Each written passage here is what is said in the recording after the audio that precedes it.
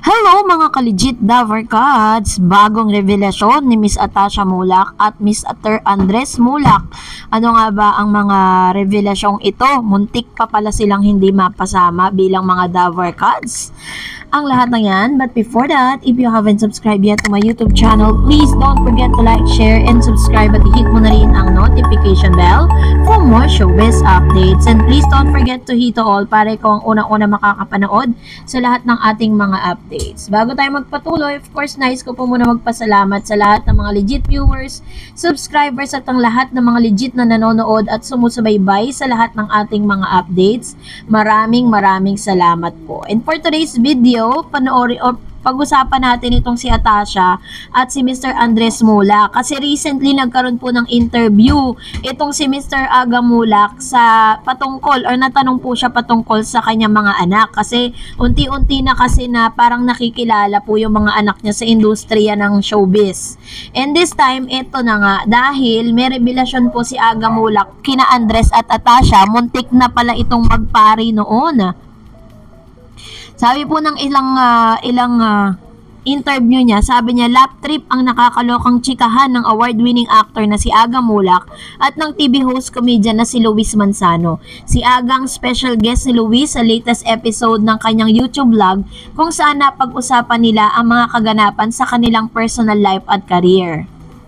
Sa isang bahagi ng video ay napagkwentuhan nga nila ang kambal na anak ni Aga Mulak at Sherlyn Gonzalez na sina Atasha at Andres Mulak. Ninong pala ng Mulak twins si Luis at inamin niyang sa Madlang People na wala raw siyang kakwenta-kwentang ninong. Sabi niya, para sa kaalaman ng lahat, noong nakita ko si Tito Aga, natuwa ako. Sabi niya, Tito Aga, yan, pumupunta ako sa bahay niyan dati. Pero na-realize ko na walang kwentong ninong. Revelasyon ng husband ni Jessie. Patuloy pa niya, wala akong kakwenta-kwentang ninong. Bakit? Ninong ako ng twins ni Kuya Ags, pero ni minsan wala silang naramdaman mula sa akin. Hirit naman ni Aga, hindi alam mo yung anak ko si Andres, di ko naman ini-expect yung regalo kasi nanay mo naman si Vilma, diba? Alam mo, muntik na magpare ang anak at muntik nang magmadre yung babae ko pagpapatuloy pa. Mabilis naman sinagot ni Luis, yun ang nakuha nila sa akin. Sobrang bait nito, para tong anghel ang papuri ni Aga kay Luis. Muling hirit ng komedyanteng TV host, doon ay malalaman na talagang kaklose kami kung gaano kami kaklose si Tito Aga. Okay naman Aga. So, isa yan sa mga revelation nga no na patungkol dito, pero sa isang episode nga rin sa katunayan, sabi niya may agawan na raw nangyayari sa Dabar Cats na si Raisa May Dizon at Vice Ganda ng It's Showtime. Ipinagsisigawan ni Raisa sa buong universe na super crush niya si Andres, habang gusto naman ni Vice na maging bahagi ang kanilang noontime show ang kakambal ni Atasha na si Andres Mulak. So abangan na lang natin kung ano po ang susunod na kabanata patungkol sa bagay na ito. Pero isa sa mga ikinagulat din ng ilan sa mga media men nang maitanong or isinagot ito ni Atasha Mulak sa isang interview. Sinabi niya at kinumpirma niya na 17 years old na nung sila po ay pinayagan ng kanilang mga magulang na si Mr. Aga Mulak and Miss Sherlyn Gonzalez na humawak po ng cellphone.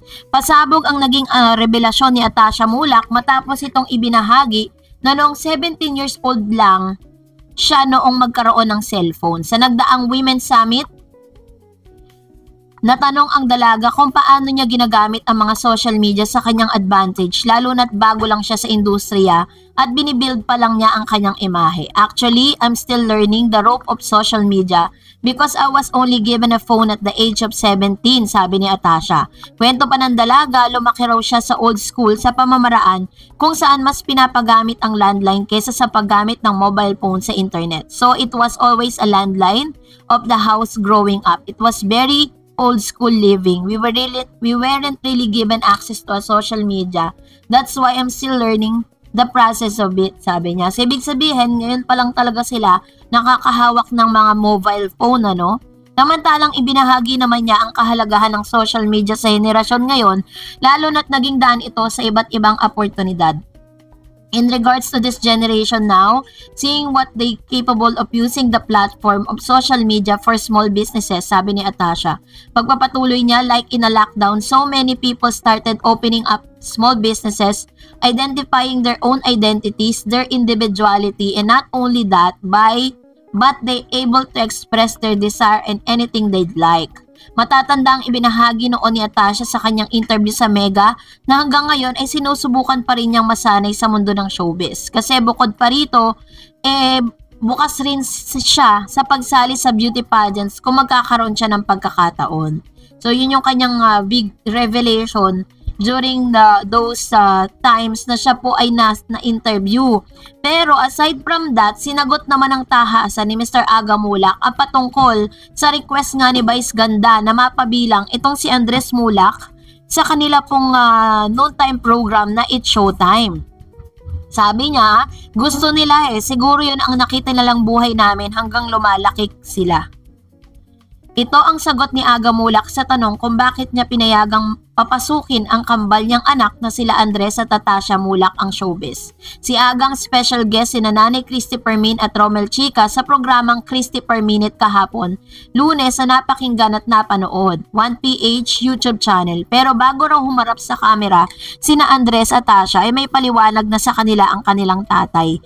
Naipaliwanag ko naman sa kanila na while growing up na at some point you decide to enter the industry or the entertainment world, na wag ninyong tignan yung glitz and glamour because behind that is all fake and hard work and decisions. Kasi baka nakikita lang nila yung result na magaganda pero hindi nila nakikita yung failures. Ang dami ko pong dinaanan yan. Ito po yung kanyang pag-amin patungkol sa kanyang mga karanasan. Naibahagi na din ni Nanay Chrissy sa ama ng kambal na puring-puri raw ng dating senator na si Tito Soto at sina Andres at Atasha. Sabi niya, puring-puri ni Tito at Ate Helen ang mga anak mo. Sabi niya, si Atasha, at ang sabi raw, inihintay niya ang tinaparay sa niluto ni Ate Helen. Ang bait na bata, napaka low profile and very humble. Maganda raw ang palaki niyo ni kina Atasha at Andres. Kwento na Christy Perminho. Samantalang natanong aktor kung papayagan ba niya ang lambing ng It's Showtime host na si Vice Ganda na maging regular host ng anak na si Andres sa kanila. So may invitation po talaga kung sakali ay magkakatapat sina Andres at Atasha na sa Eat Bulaga ng TV5 na papanood. Natatawa si Aga, hindi ko po alam talaga.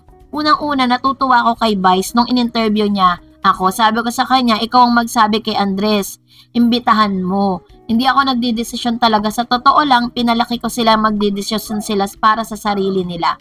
Ngayon na nasa tamang edad sila, ayos na ang eskwelahan nila. Graduate na. Kung ano ang gusto nilang gawin, basta kayo ang may desisyon yan. Mahirap na trabaho yan. Gawin ninyo ng tama and then good luck sa inyo basta nandito lang kami, sabi ni Charlene sa likod ninyo.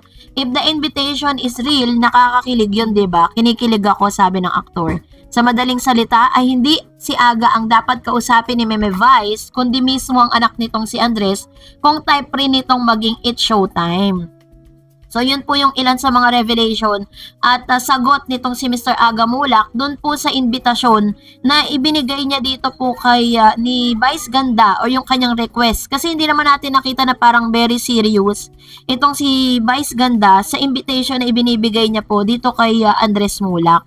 So as of now is nababalita po na ang It's Showtime na ang papalit dun sa noontime slot na meron po ang GMA7, no? Pinag-iisipan po nila yan. So, titignan natin kung sino ba talaga i-consider nila. It's either it's your lucky day or ito pong Vice Ganda at makukuha ba talaga nila itong si Andres Mulak, ano? Yun po yung mga dapat nating abangan sa mga susunod nating updates. And that's it for today. For more videos and updates, please don't forget to like and subscribe. And please don't forget to follow my Facebook page, Dar Eds TV. God bless everyone.